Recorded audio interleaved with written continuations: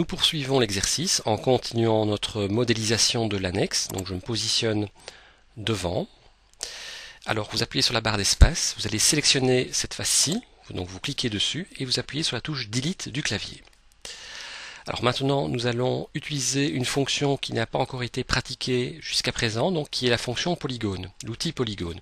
Donc vous cliquez sur polygone dans la barre d'outils. Pour l'instant les polygones ont 6 côtés, nous voudrions que ce polygone en ait 12, donc vous tapez 12 sur le clavier et puis vous appuyez sur la touche Enter. Alors vous allez vous positionner sur le milieu de l'arête. Alors le milieu est toujours symbolisé par une petite pastille verte. Donc vous voyez, si je me promène ici, et puis là, hop, là je suis bien au milieu de cette arête-ci. Quand je suis positionné sur le milieu, je clique une première fois, je relâche le bouton gauche de la souris et je me dirige vers la droite. Attention, pas vers ici. Donc vous voyez, vous avez un petit crayon rouge. Le crayon rouge doit se diriger par exemple vers ce point-ci.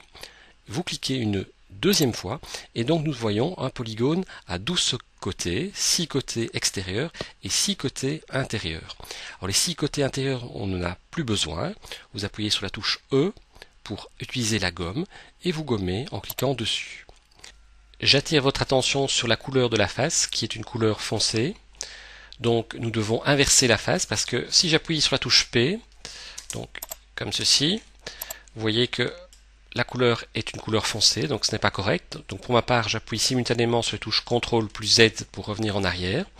Et donc, je fais d'abord un clic droit sur cette face, je sélectionne inverser les faces, et seulement maintenant, je peux appuyer sur la touche P du clavier, et je tire cette face-ci pour me mettre ici au même niveau, pour me placer au même niveau que l'annexe. Alors si vous avez des difficultés pour trouver exactement au même niveau, normalement là c'est correct, il suffit simplement de se rapprocher vers la pointe extrémité et là il n'y aura pas de problème, votre véranda est bien accroché en fait à l'annexe.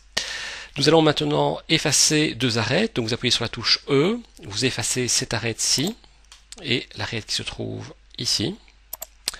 Nous allons maintenant appuyer sur la touche L, la touche ligne du clavier, et nous allons chercher le milieu de cette arête qui se trouve ici, sur l'intitulé point du milieu.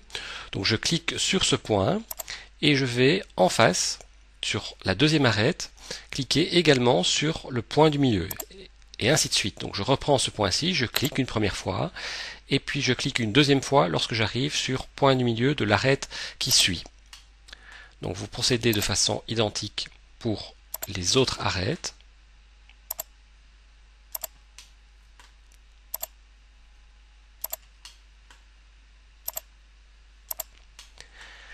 Nous allons sélectionner ces arêtes en appuyant sur la barre d'espace. Donc vous appuyez une fois sur la barre d'espace du clavier. En fait, cela revient au même que cliquer sur cette icône-ci, qui est l'icône sélectionnée. Donc je sélectionne la première arête. Alors pour effectuer une multi-sélection, vous devez appuyer continuellement sur la touche majuscule du clavier et sélectionner la deuxième arête. Alors si vous n'avez pas été assez précis, il est fort possible que vous ayez sélectionné cette face-ci, comme je le fais à l'instant. Pour désélectionner cette face-ci, il suffit donc toujours d'avoir le doigt bien appuyé sur la touche majuscule et de cliquer une seconde fois sur la face pour désélectionner cette face-ci.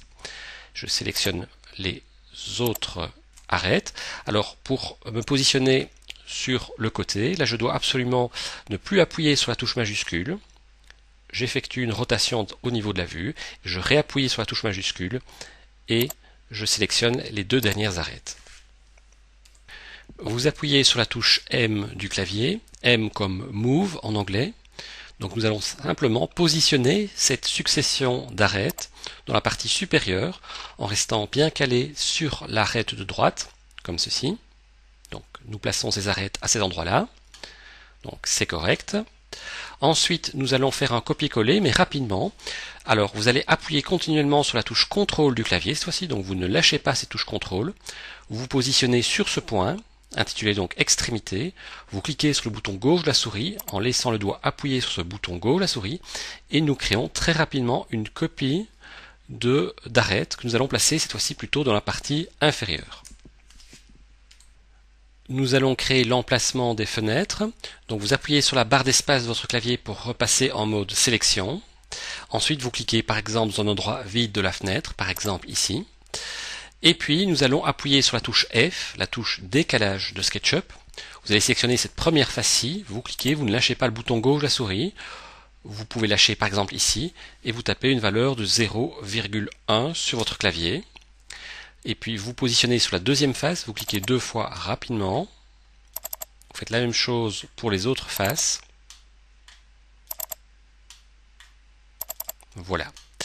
Alors maintenant, nous allons appuyer sur la touche P du clavier pour pousser légèrement cette face-ci. Vous cliquez, vous ne lâchez pas. Vous lâchez par exemple ici et vous tapez une valeur de 0,1 également. Et vous cliquez 2 fois sur chaque face successivement pour pousser de 10 cm ces faces. Puis vous appuyez sur la barre d'espace du clavier, vous sélectionnez cette face-ci, vous appuyez sur la touche Delete. Et successivement, vous sélectionnez Delete et ainsi de suite.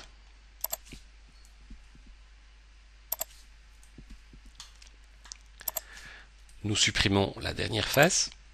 Et puis nous apercevons ici qu'un mur est venu a été créé à cet endroit-là. Donc vous sélectionnez cette face-ci et vous appuyez sur la touche Delete du clavier. Nous voyons donc bien l'entièreté de la pièce apparaître ici à l'écran. Nous poursuivons l'exercice en nous attaquant cette fois aux portes. Donc je me réfère à la photo. Et ici nous avons bien 4 portes-fenêtres. Donc nous allons tenter de les placer. Donc je reviens sur SketchUp. Je me positionne à cet endroit-ci approximativement du bâtiment. J'appuie sur la touche T du clavier pour créer un premier guide dans le coin. Extrémité, je clique une première fois. Et puis une seconde fois sur cette arête. Et je tape 0,25. J'appuie sur la touche Enter. Ensuite, j'appuie sur la touche R du clavier. Je clique une première fois sur le deuxième point de guidage que je viens de créer. Je trace un rectangle, peu importe les dimensions. Alors cette ouverture aura comme dimension 2 mètres de largeur sur 2,20 mètres de hauteur. Donc autrement dit, vous tapez 2, point virgule, 2,2. J'appuie sur Enter. Donc maintenant j'appuie sur la touche P. Je sélectionne cette face-ci, je la pousse de 10 cm, donc 0,1, j'appuie sur Enter, j'appuie sur la barre d'espace, je sélectionne cette face et j'appuie sur la touche Delete du clavier. Donc voilà ma première ouverture créée. Nous allons créer la seconde ouverture avec les mêmes dimensions et toujours à 25 cm du bord de l'arête. Donc vous appuyez sur la touche T, vous sélectionnez ici le point extrémité, vous cliquez une première fois, une seconde fois par exemple ici, vous tapez 0,25, j'appuie sur Enter. Ensuite, j'appuie sur la touche R pour créer mon rectangle. Alors, peu importe les dimensions, puisque je vais les taper aussitôt. Donc, c'est 2,2,2. J'appuie sur Enter. J'appuie plutôt sur la barre d'espace. Je sélectionne cette face-ci. J'appuie sur la touche P. Je pousse de 10 cm, 0,1. J'appuie sur Enter. J'appuie sur la barre d'espace. Je sélectionne cette face-ci et j'appuie sur la touche Delete du clavier. Alors, je me positionne cette fois plus ou moins ici. J'appuie sur la touche T, même chose, de nouveau à 25 cm du bord, donc un guide situé à 25 cm, donc 0,25, j'appuie sur Enter. J'appuie sur la touche R pour le rectangle, je trace ici un rectangle. Attention, les dimensions, en ce qui concerne la hauteur, sont légèrement moins importantes qu'au rez-de-chaussée par rapport au premier étage. Donc au niveau de la largeur, on va peut-être également laisser 2 mètres de largeur, point virgule, c'est ici qu'on va plutôt diminuer la hauteur, par exemple 1,90 m, donc je tape 1,9, j'appuie sur la touche Enter. Ensuite, j'appuie sur la barre d'espace, je sélectionne cette face, j'appuie sur la touche P et je clique 2 fois sur cette face-ci. J'appuie sur la barre d'espace, je sélectionne cette face et j'appuie sur la touche Delete. Et enfin, dernière ouverture à créer. Nous allons donc percer cette partie du mur. Donc j'appuie sur la touche T, je clique sur ce point extrémité, je clique 0,25, Enter. J'appuie sur la touche R pour créer un dernier rectangle. Voilà le rectangle de 2, point virgule, 1,9. Vous appuyez sur Enter. Vous appuyez sur la barre d'espace, vous sélectionnez cette face-ci, vous appuyez sur la touche P, vous cliquez 2 fois. Ensuite, vous appuyez de nouveau sur la barre d'espace, vous sélectionnez cette face et vous appuyez sur la touche Delete du clavier. Donc je dézoome pour voir ici le résultat avec donc mes 4 ouvertures, 2 sur le rez-de-chaussée et 2 au premier niveau. Vous enregistrez votre travail.